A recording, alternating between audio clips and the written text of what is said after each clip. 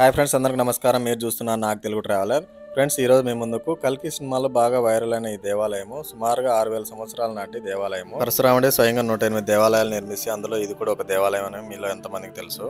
నెల్లూరు నుంచి సుమారుగా 50 కిలోమీటర్ల దూరం ప్రయాణించిన తర్వాత పెరుమాళ్ళపాడు విలేజ్ లో మీరు ఈ దేవాలయాన్ని అయితే చూడొచ్చు. పెన్నా నదిపై నిర్మించిన అతిపెద్ద బ్రిడ్జి దాటుకున్న తర్వాత లెఫ్ట్ సైడ్ లో మీకు మట్టి రోడ్డు, రాళ్ళ రోడ్డు దాటుకుంటూ అతిపెద్ద ఇసుక తిన్నెలు ఎక్కిన తర్వాత మీరు ఈ గుడిని అయితే చేరుకోవచ్చు. ఎందుకంటే ఈ గుడి మొత్తం కూడా 90% ఇసుకతో బూడిపోయింది. ఈ గుడి మరియు పరిసర ప్రాంతాలు మొత్తం కూడా డ్రోన్ తో వీడియో తీయడం జరిగింది. వీడియో అయితే చాలా బాగా వచ్చింది. మిస్ అవ్వకండి, స్కిప్ చేయకుండా చివరి వరకు చూడండి.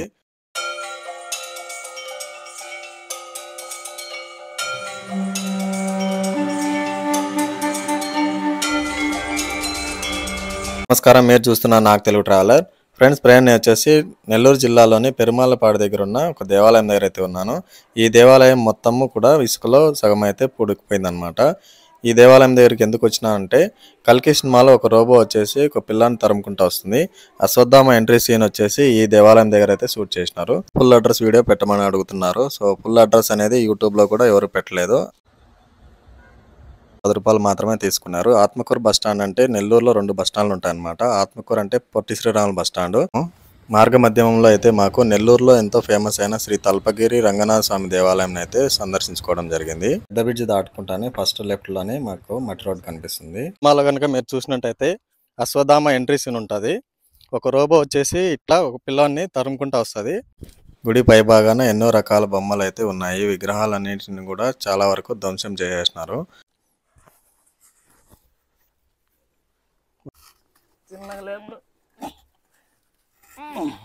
లేపినాము. మీరు దగ్గర నుంచి చూస్తే పసుపు కుంకుమ అయితే పూజించినారు. మొత్తము ఒక శంకు ఆకారం ఉంటుంది కదా, అట్లుంది. ఇక్కడ మీకు శిలలు కనిపిస్తున్నాయి చూడండి. ఇక్కడ వచ్చి తల భాగం ఉంది, శిలలు ఇవి వచ్చి కాళ్ళ భాగము. ఈ వీడియోని మీ వాట్సాప్, ఫేస్బుక్ స్టేటస్లో షేర్ చేయండి, లైక్ చేయండి, సబ్స్క్రైబ్ చేసుకోండి, మరియు పక్కనున్న గంట సింబల్ యాక్టివేట్ చేసుకోండి. ఫ్రెండ్స్, మీరు నన్ను ఫేస్బుక్ మరియు ఇన్స్టాగ్రామ్లో ఫాలో అవ్వచ్చు. మీ సపోర్ట్ నాకు ఉంటుందని ఆశిస్తున్నాను.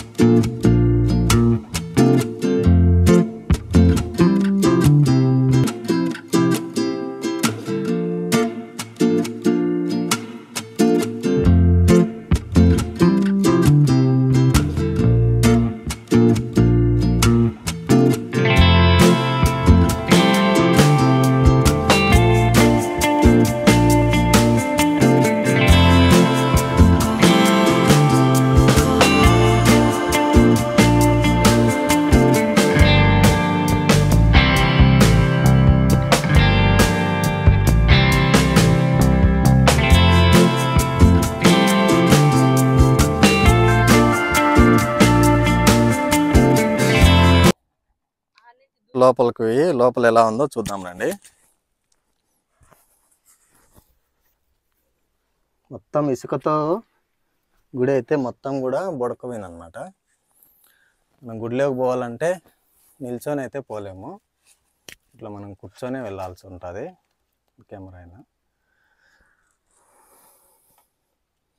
అంటే గుడిలో పోవాలంటే ఇసుక మొత్తం కూడా బొడకపోయింది చూడండి. వచ్చాడైతే లోపలికి ఇంకా అంతరా. మీ పేరు?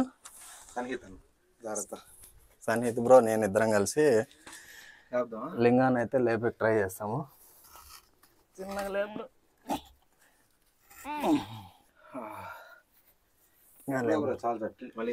చూడండి, ఇది శివలింగము ఇప్పుడైతే మొత్తం పడిపోయింది. లేపినాము. మీరు దగ్గర నుంచి చూస్తే పసుపు కుంకుమ అయితే పూజ ఇచ్చినారు. ఇక్కడ చిప్పలో కూడా ఆల్రెడీ పూజ చేసినట్టు గమనించవచ్చు మీరు. మొత్తము ఒక శంకు ఆకారం ఉంటుంది కదా, అట్లుంది పైన నిర్మాణము. మనం బయట నుంచి చూస్తే సింపుల్గా ఒక గోపురంలా కనిపిస్తుంది, కానీ పైన చూడండి గుండ్రంగా మనకు ఒక శంకు ఆకారంలో బిల్డ్ చేసినారు ఇటుకలన్నీ కూడా. దీపం పెట్టి పూజ చేస్తారనుకుంటా.